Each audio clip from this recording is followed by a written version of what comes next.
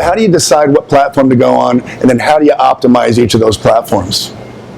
I guess for us with the blog, sharing recipes is really important, and on Pinterest, since it's so visual, that's really worked the best. We get lots of response from people. We also use Instagram, and we'll post about the recipe that's coming up a few days beforehand to kind of give a sneak peek of what's coming. We found that we can get people to react and comment and interact that way. Facebook is, as everyone said, is a little more challenging in getting seen. I find that even if you have 5,000, 10,000 followers, you might only reach a few hundred. That's sort of been a big challenge for us.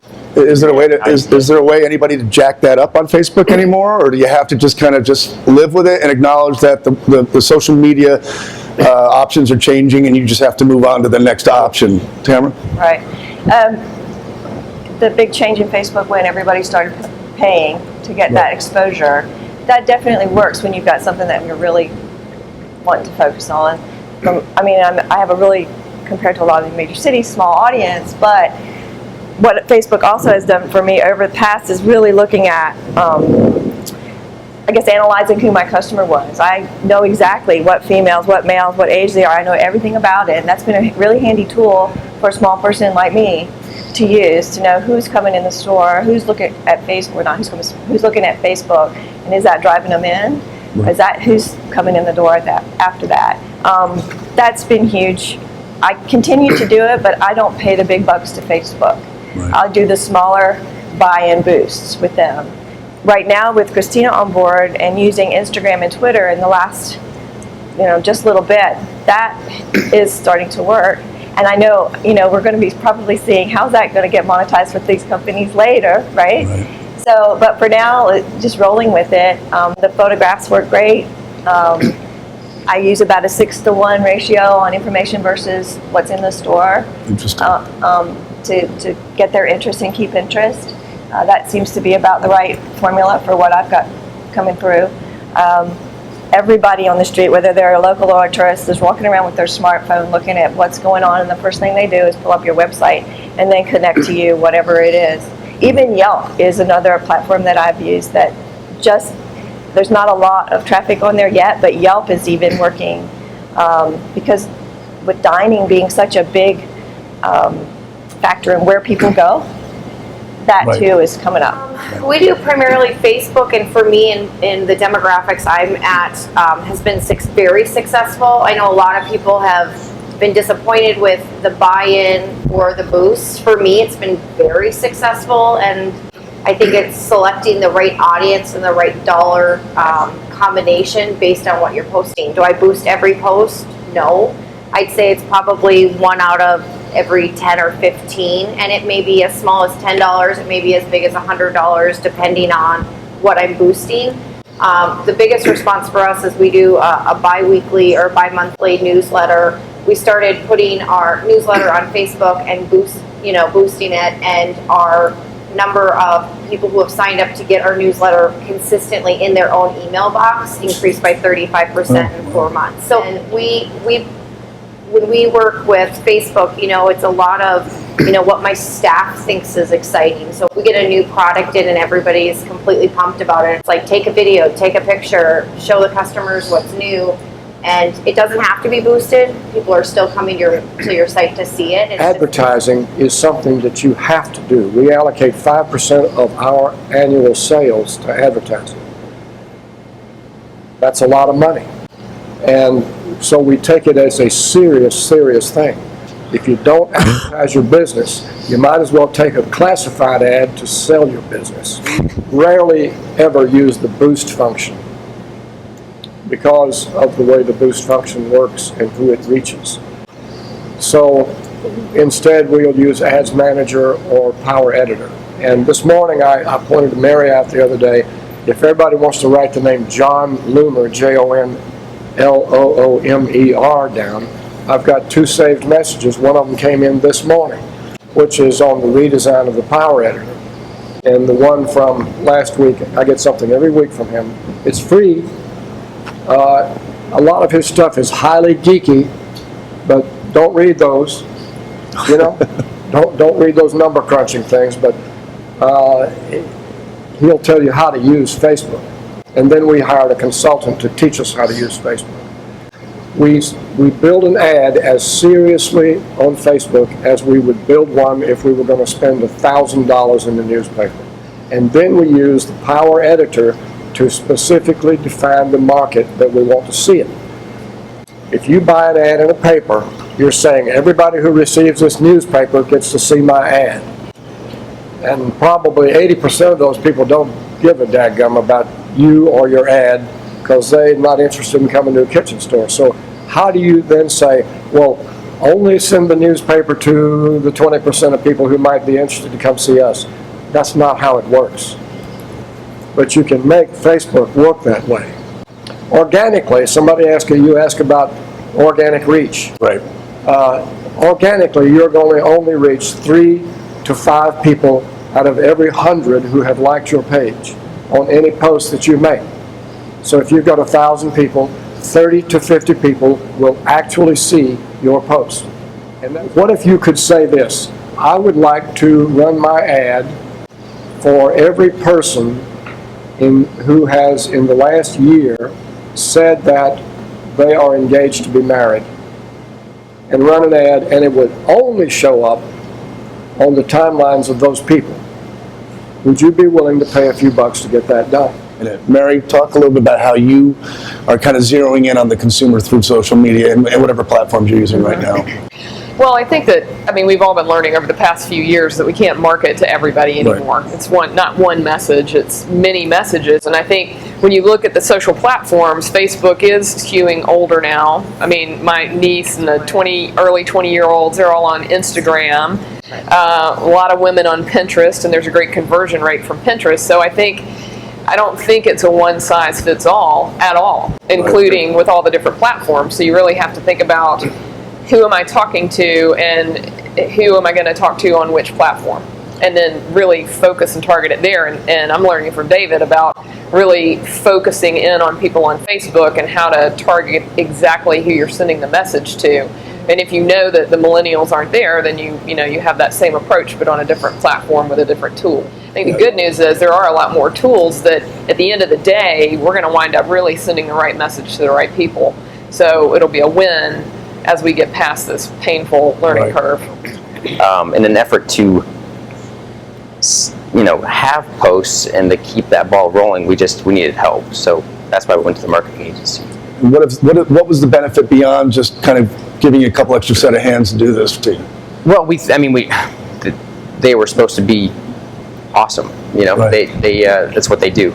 So they handle a lot more than just social, but so there's a lot of things they do great for us. But social, there's just this gap where what we were trying to communicate to them to post, they do their own interpretation, and it's not who we are necessarily. So you have reverted back to doing it yourself at this point, or you still haven't done that? It's still kind of a transition, so we can take it on. We hired a new manager, and he's crazy into Big Green Egg and Instagram and stuff, and so he's taken some of that on. And my sister just hired her, and she's crazy with social media. She eats it up. So we are literally just relearning all of this. First of all, I do agree with David in regards to it's just another advertising thing. I don't look at it like expecting it to be free anymore, because I look at it like I actually look at Facebook as a positive. And as far as managing it, what we've done is we've gotten our managers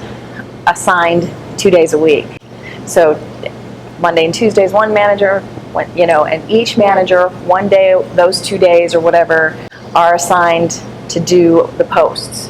So that way it's not on us, and it gives different light. And we've had discussions about what it should be, etc. We try to put memes on because they gather, but really where I used to care about I need to do mostly cutesy stuff or recipes or things like that, I've gotten away from that. We still put that stuff on there, but I feel like I'm paying to play now. It is an ad. I'm not necessarily going to try to play the game to get it organically. I'm just going to pay to play and be done with it. If it's a good ad, if one of the managers posted something I feel like, oh, this is something that needs to be boosted, I just go ahead and boost it. We also do ads, then I connect them with the website, and I think it's that cumulative thing, you know. Instagram, we've just gotten started. One of our managers is a 20-some-year-old. She's really into Instagram, so we just had a retreat with all our managers. We let her lead how to do it, got all the other managers on board. She was excited because she owned it as her project. She then taught everybody how to do Instagram. Now, this was just last week, so we're new to that. And so she's got everybody, and we'll do the same thing. Like, so not only that, she got her staff. Somebody mentioned that. Her staff's really excited about Instagram. So I've got some of our Instagram posts, and then they connect to Facebook when you choose to. The people that we originally had were the key demographics in our area. They really were the ones that people pay to do ads with. And I personally am not a fan of paying Facebook for doing anything because they're getting so much data from what we do anyway. And I don't really necessarily see that we have a lot of anything that I post there necessarily drives traffic in the door right that minute. But I do see when we do certain things on Facebook, like we congratulate a bride that's getting married that weekend, that we do have an online sale that may be associated with it. It may not drive them into the store, but it's driving them to our website. So I do see, you know, some of that there. I think it has a lot to do with mentioning people by name. Right. I mean, and products specifically. And so we kind of do, you know, we're very specific on what we do. If we're going to list a product, we make sure that we've got it in stock right there. Come get it. Father's Day present, like a Yeti, whatever. So they don't have the opportunity to even go buy it online somewhere else because they won't have time to do it. Like it's a Saturday post or something, you know, for what we're doing. Mary, return on investment. How do you measure it? How do you improve it? So, I mean, it's getting easier because we're able to tie our analytics back a little better to, you know, we can track a Facebook post, and if people click from that and go to our website and make a purchase, more difficult when trying to track, is it driving people in the store, or are they making a purchase in the store from that? So on the event side, we can track it a little more because we'll see the people coming in or signing up, and we ask people how they got there. And we've actually had very good success with events being posted on Facebook and that driving more traffic in. So I think it's getting easier to tell, but it's still a little bit of, you know, crystal ball, smoke and mirrors to find out how effective everything is. The analytics side is getting a lot more robust. You know, building the community versus driving in-store traffic, I think it's a two-prong approach because I have customers, when I look at my likes or my community that I've built up on Facebook, I have two very different dynamics. I have my mom's age who loves to be on Facebook, see what the grandkids are doing, talk to college roommates, and they want the special interest. They want the recipes, they want the videos, they want to see the newest tool. And then I have my young community that are 20-something, early, you know, maybe just getting married or engaged, and they want to see what's the best product you have, what's the sale, what's the item of the week. We do an item of the week. And those really drive more back into the store. They'll call and be like, tell me about this, or send me a message. Because I do a lot of tweaking to try and figure out, I mean, there's so many different ways you can filter that ad manager to try to get to the right consumer. So I'm always modifying it and being like, which one did I get the best response on? And I think I would challenge anybody sitting around here or talk to any other independents. While Facebook has changed the rules over the last years, I would not be surprised if the other social medias have some sort of pay-to-play down the road because they have to make their business model work. And the other thing is the dollars you spend are so much less than the standard marketing avenues. Sure. I can do a whole lot of special event advertising on Facebook and not nearly hit my dollars per volume to do an ad in the paper or the regional paper or on the TV. Does the strategy change when you're dealing with 10 stores that you have to work on behalf of rather than just one store? We're sort of a challenge for us to get that voice from each of the stores. We have different customer bases. Each store has a little different atmosphere. The employees are all a little bit different. So trying to bring that all together has been challenging. People seem to really respond to that. We get lots of comments, and on Facebook, the sharing of the recipes has been more important. And as you follow other people that have maybe a bigger customer or a bigger following on Facebook, we really see a big boost when they repost it for us. And, we interact with them and hope that we'll see that come back to us, and that's worked well for us. I hired this firm for around the first of the year out of New York, and looked at everything they had done, looked at the size of the companies. I mean, really looked at who they were working with, and it's a lot of people, and they have a very well-trained. Their technical side, it was seamless and beautiful, and they also overlaid on top of my website. Which is the one thing I really regret I can't keep with them. This one instant, you pull up my page, it was just beautiful, easy for tourists to come in and just, where are you? Who are you? This, beautiful. Anyway, so I worked with them, had my conferences with them, gave them all the information, sent photos, did all kinds of things, set them loose. We scheduled, we worked, once a week, sat down, had our, what was going on. But the posts in Facebook in particular were just it was just too generic. It did not work. They were fun and light, and you can go back and look on the page there. They were great, and they got some interest, but it just did not feel like the voice, and I was losing my local community members. I was getting other people, but my local community was like, what are you saying? Why? And they introduced me to Yelp, and they also did a fantastic job of connecting brides to the store, and I learned from that. But it's still that voice part was missing, and to me that was really important. I worked really hard to create that community voice that I really think I've got to have. How can they start to use it, and how can they benefit from it, and also how challenging is it?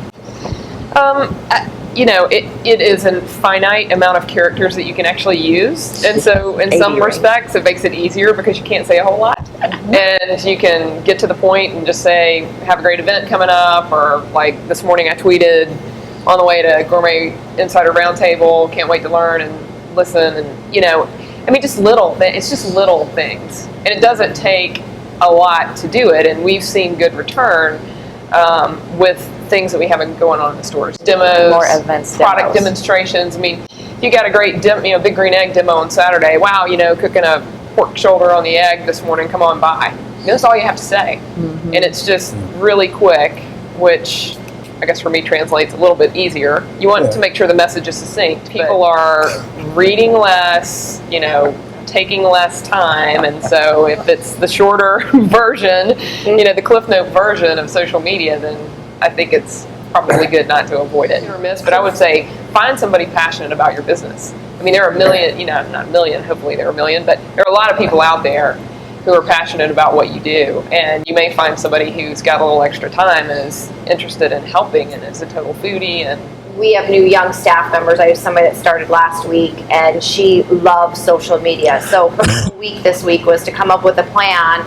What does she want to do? She's going to help us roll out Instagram and Twitter in the next couple of months. And it's like, make a plan. What do you like? Who's listening to it? What kind of goals do you want to set for yourself as we open a Twitter account? How many people do we want following us in the first week or in the month, and set goals? And then for her, because she's young, you have to reward that behavior as a store too. So if she hits her goal, she's going to get something. She's going to get an extra bonus on her paycheck, or maybe it's going to be a product from the store, and we'll work that out. But it's incentivizing your staff to take on that role, because then everybody gets excited. And, like Brian said, it creates the buzz. It's the blog, for you guys, if it's the recipes, it may not translate today into a store, but if you create the buzz around your brand and your name in social media, it's going to pay back tenfold at holiday or birthdays, or somebody's getting married, or it's an in-store event. That's what you're building. It doesn't always have to be the instant click today or the instant purchase today. It's the buzz for the long term and the big purchases down the road too. Don't ever grab a picture off of the internet and post it on your Facebook in an ad. In an ad? Is that what you said, in an ad? In an ad, yeah. If you select a picture off the internet, it might be the property of somebody. Yeah, we had to take back we had somebody in New York that was doing our Facebook page, and we had to take it back in-house, just because what was, things that were put out weren't offensive to people probably in half of the country, but in Jackson, Mississippi, people were very offended by the end of the world cookies right. that we were making, that just went totally wrong. I've had a thing or two certainly posted that I had pulled and took down. We try to be on the edge of provocative about some things because I think the conversation is important, and then we'll probably step maybe a little further than we should, food policy and just some different things of that nature. But I completely agree with politics and religion, and probably the closest we ever get involved in that might be with GMO and food policies and some different things of that nature. But sometimes we'll just frame it as a comment or commentary, or did you see this article and what are your thoughts? And sometimes just asking a question and putting some information out there does start a good conversation. What we're very careful about doing is watching comments that get posted as a result of something that we've posted. Yeah. Because you'll have people, you'll be shocked, but you might have a Big Green Egg ad, and then somebody might use a comment as a place to post an ad for themselves. Yes, we see that too. Yeah, this is That's obnoxious. You know? Yes. So, but we happens. we can pull stuff like that down. And if you don't watch the comments, somebody's liable to say something hideously inappropriate. I learned from a restaurant in Savannah that gives every customer a piece of paper that said, if you thoroughly enjoyed your experience here, please mention us on your Facebook page or give us or review us on Yelp. And so I've had a bunch of business cards printed up with that statement. And if you were not happy, tell us immediately so we can make it right for you. So I've had that statement printed up on the back of all business cards that are at the desk, and we just drop them into people's bags. Can you identify, or do you remember a specific social media event or social media post or social media success story that you can relate to our panelists here and why it may have been the most successful one you've done? And also, I would like you all to think about the ones that failed or the ones that didn't work. Why might have that? But is there one that comes to mind, something you've done that you recall making a big difference and that we can all learn from? I don't know if it's one, but in general, we find that just saying Happy Mother's Day, Happy 4th of July, just wishing someone, because you don't really wish them a happy birthday on there, but that tends to do better for us, more the cute, more timely things, and less so with the promotion. I think that's kind of where it hurts. I think a lot of times it's something that they're seeing everywhere. They're getting it in an email from 10 different stores. They're seeing it on each of the different people's Facebooks. And I think for us, the challenge is trying to figure out what can we do that's a little bit different than the same 20% off that anyone else is doing. Well, two things. I'll go real recent. Was yesterday's post. I did an Instagram picture from my hotel room downtown Atlanta early in the morning. And it was a test, in a way. But I did it on Instagram with the connection to Twitter and Facebook, right? Thing blew up all day long. Everybody was, and all I put was, good morning Atlanta, seeking new, I think, items and products for my customers. They're looking to see what she bringing to town. It's all good. Back to community, though, is as opposed, I think about my posts and what has been successful. I'm really all about my community. And I have a called Bella Cooks Club that is 100%, it's not a nonprofit, but I give all of the proceeds from those events to a nonprofit each year. And those posts go crazy. It's always photographs of when they're down having their meal. We revamp the store. They're sitting there having their meal. We have a chef come in. It's fun. And not only do they go viral wherever they are,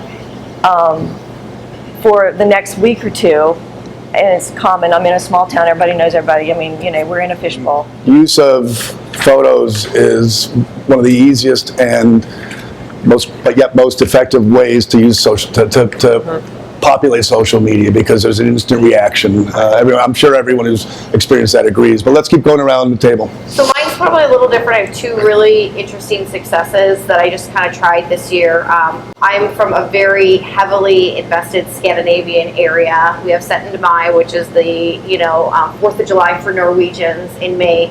And we always do lefse in store where we actually make a very heritage item, and we have people trying to make lefse, and we posted it for that day saying, come in, let your grandkids try making Norwegian lefse.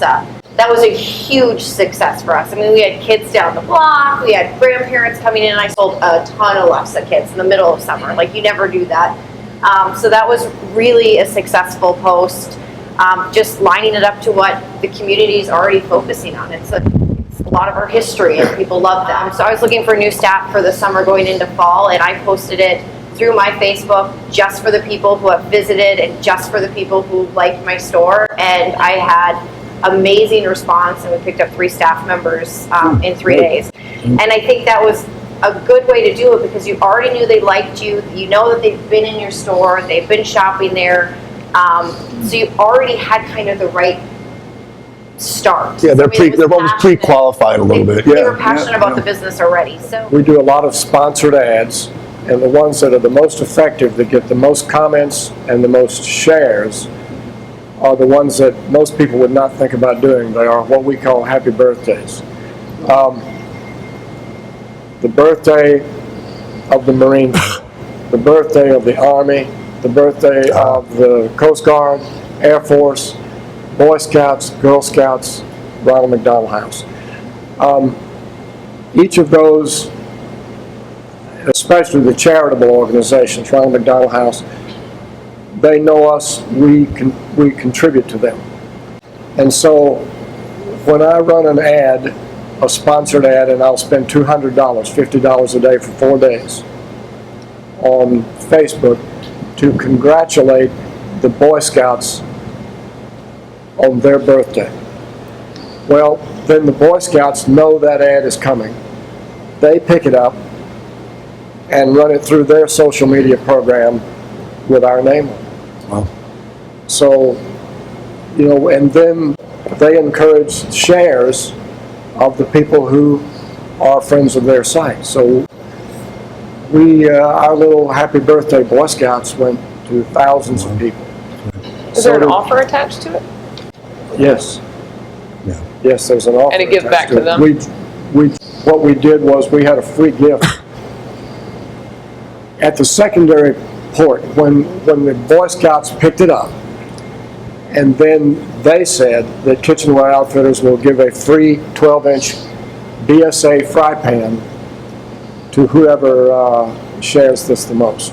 Pictures by far are generally get the best response for us. I mean, our 2 #1 posts ever were just pictures. There was a great picture of one of our instructors holding a big fish for a seafood class, and I mean, it went crazy.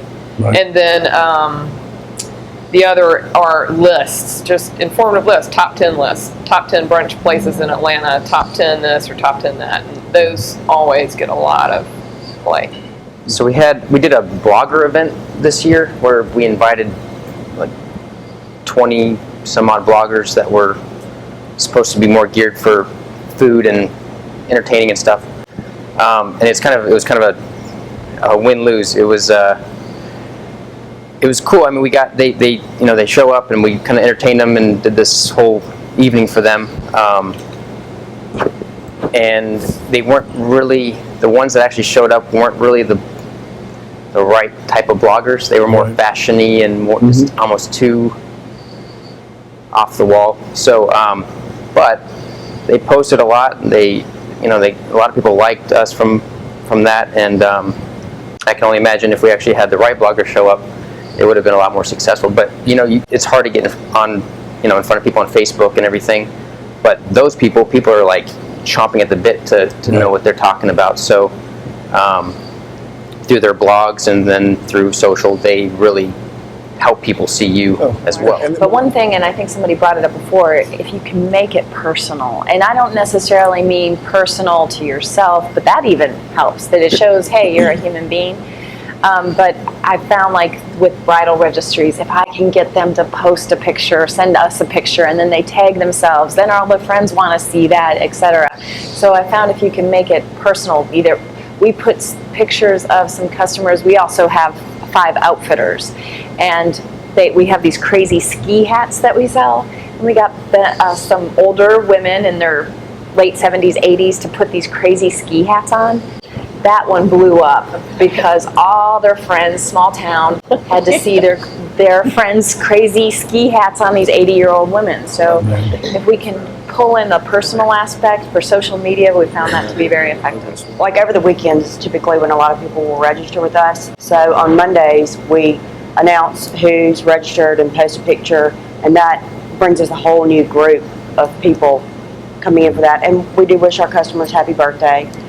Just try to keep things, very personal with them. But pictures definitely make a difference. Right. How can your vendors help you, and are they helping you with your social media strategy? Because they're also asking the same question about how they use social media. And when you talk about viral, getting more people, that's more people to talk. That helps spread the message. Are there strategies in place? Does anybody have a specific strategy in place where they are working directly with their vendors on social media? Le Creuset, for example, every so often sends us pictures, gorgeous pictures, and they set them up for events. So they sent us one for Father's Day, they sent us 2 for Mother's Day. That makes it easy for us. We aren't hunting for a photo. When they send us prepared, I mean, they were specifically for, like, it was this beautiful, like, and they've done, I think, bridal they did. They had a picture, so Le Creuset has done that for us, and that has been very helpful to be able to pull those pictures, make a great post. I tell my vendors all the time, I really challenge my sales team to do it, is I don't want, while it's great that it's out on the site, or you send me an entire CD of every single picture you've ever taken that we can use, that's great. I want event specific at the time sent to me that's appropriate. So Father's Day, 2 weeks, 3 weeks before Father's Day, I want an email. Here's your banners. Here's a great ad. Here's some taglines I would use. Hashtag, we're hashtagging this, as I'm thinking for Twitter in the future. Make it bite-sized and digestible in a quick amount of time for the stores.